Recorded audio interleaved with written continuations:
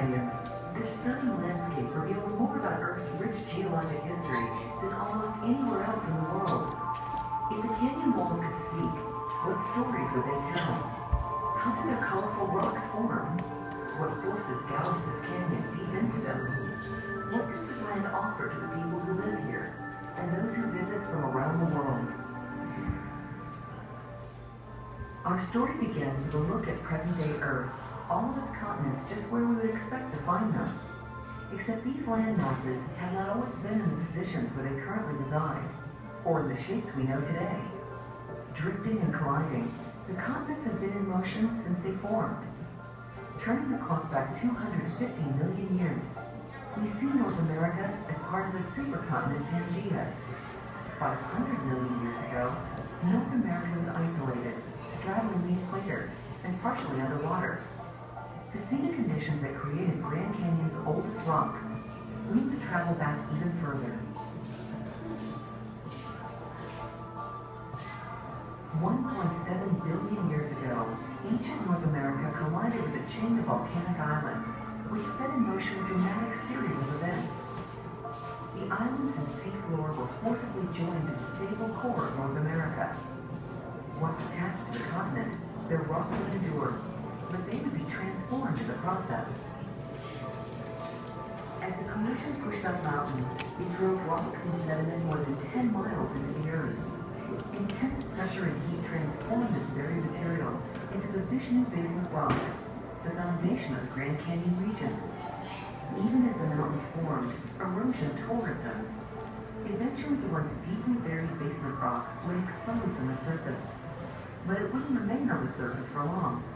The stage was being set with the introduction of new sediment.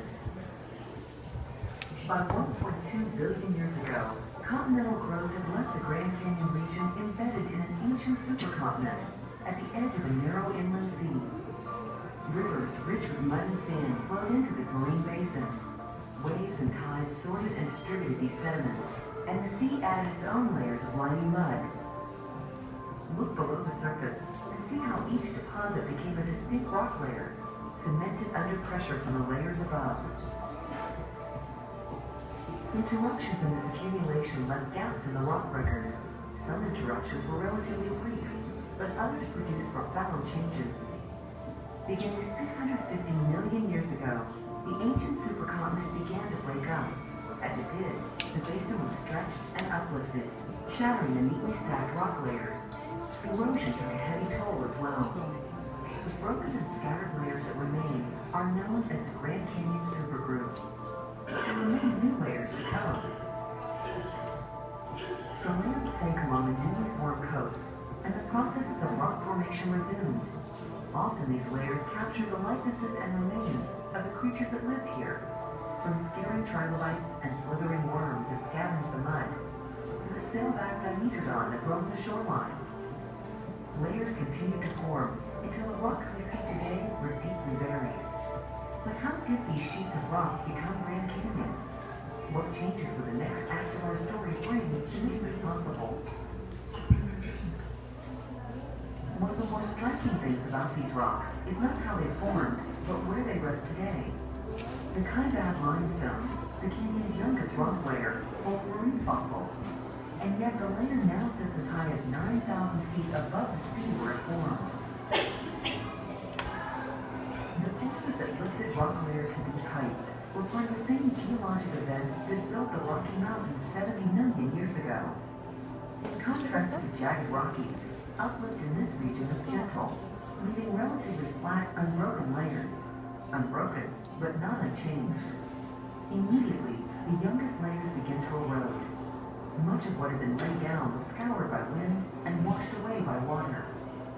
As the landscape evolved, new streams and rivers flowed across its surface, slowly shaping the land until the Colorado River's course was established 5 million years ago.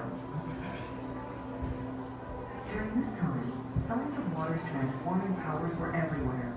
Heavy spring runoff cut a path through soft mudstone at the surface, and into harder layers of sandstone and limestone beneath. The next flood gouged a little deeper, setting the process and course of erosion in motion. Along the Colorado River, floods were impressive. Some carry 500,000 cubic feet of water every second, with tumbling boulders the size of trucks, together carrying much more than water alone. The river swiftly cut through rocks that formed over